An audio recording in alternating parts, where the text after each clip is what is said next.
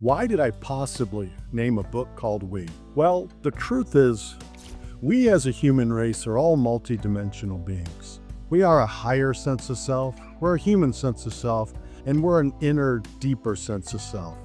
And for myself, as I really connected to the concept of living as and becoming and now living very comfortably as a multidimensional being, I realized that the reason that most of society is in such battle all the time, most of the reason people feel so separate from everybody else, most of the reason there's right and left and up and down and black and white, the separations of human society isn't because of the physical sense of self. It's because most of society, or large percentages of society, are not connected to the concept that they're a multidimensional being. Most people live from that internal perspective of the ego, the I, the me, the sense that I am who I am and you are who you are, and as if we are separate from each other. And the challenge with that perspective is that the majority of the I, the majority of that ego sense of self, is truly being guided by the most wounded parts of ourselves. The deep,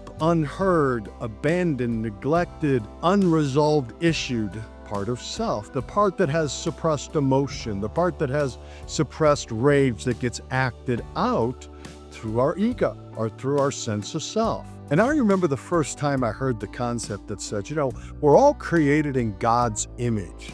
I remember thinking, that is a load of crap. What the heck does that mean? I'm white, my buddy's black, my girlfriend's a woman, I'm a man. How could that possibly be? Well, that perspective right there was Joe living from the sense of my ego, my human self, my sense of ego, humanity perspective, the ego sense, the human sense. One day, as I went through a lot of struggle and deep inner grief and a lot of transformation and a lot of surrender, one day I just started to sense this part of me, this something different, this higher sense of me that I realized, oh my gosh, that's a higher power. That's a higher me.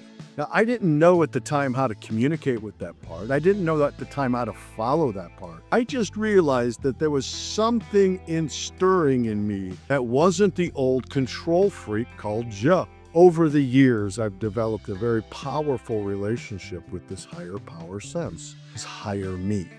And from that perspective, I realized that over time, our communion with a God of our understanding, the interaction, the direct relationship, the true communion of human self and God is through our higher self. So I realized that if I could help people understand the basic components of life, which all humans, regardless of gender, have a male side and a female side. The male side of self is that part that is your physical and your mental sense of self. It's the part that works hard, that thinks a lot, that plans things out.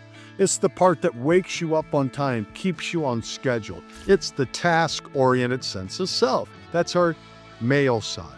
Our female side of self is our intuition, our emotions, our sense of humanity, our sense of wonderment, the sense of spirituality. The female side of self is the emotional side and the spiritual side. So many gurus of the day out there, so many of the so-called experts of the day, they try to calm your male voices by affirmations. They say, well, say the I love you, I love you, I love you, your favorable affirmations. And every time you hear one that's not favorable, say it louder. I write in my book, I say, you can tell a cow that it's a horse, it's a horse, it's a horse over and over. But the bottom line, when you stop talking, it's still a cow, not a horse. And for my path, for my journey, I never really asked the question, how do I calm the voice? Because what causes separation from our highest sense of self? What causes separation? Why don't we live? If we are one with God, why don't we live it? Well, the simple answer is separation. Well, what causes the separation? Our ego voice. Well, what is the glass empty perspective of the ego voice? It's shame-based voices, guilt-based voices. I could do entire videos on each one of those components, but basically, all those voices, the I'm not good enough, I'm too fat, I'm too skinny, I'm too black, I'm too white, or I don't deserve, or it'll never happen for me, all of those voices, or you should be better, or you should be worse, or you're better than me, the guilt-based voices, all of those voices are created by a wound in self. That deeper sense of you, the deeper inner you. Now, I have entire books written about healing your inner child. These videos and this book, We, is not really about that. It's more about bringing awareness.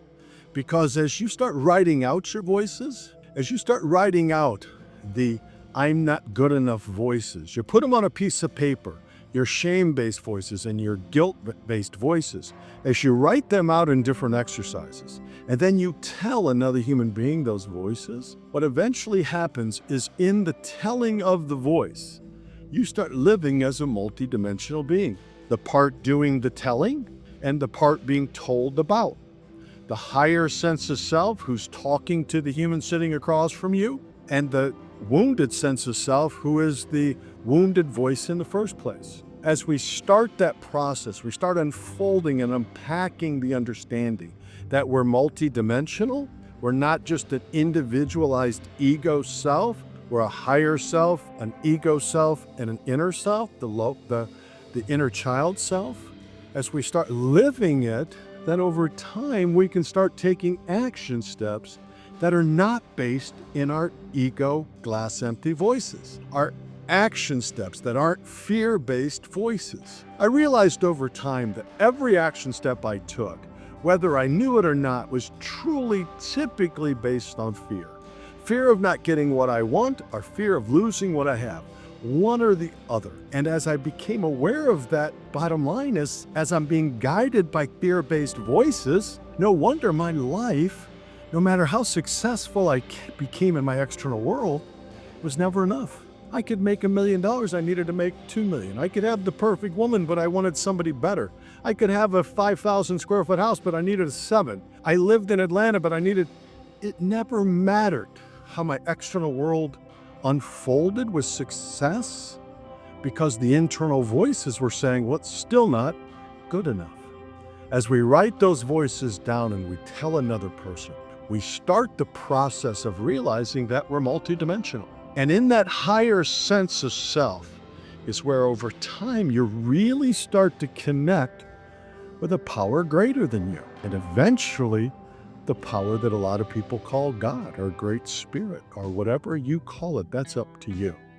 In that union, in that communion, as people start walking that path more and more, then you realize, regardless of somebody's background, our politics, our color, our race, our creed, regardless of where they live or what their job is, we stop seeing people for their human sense of self, and we start identifying them as the same inner self that we have.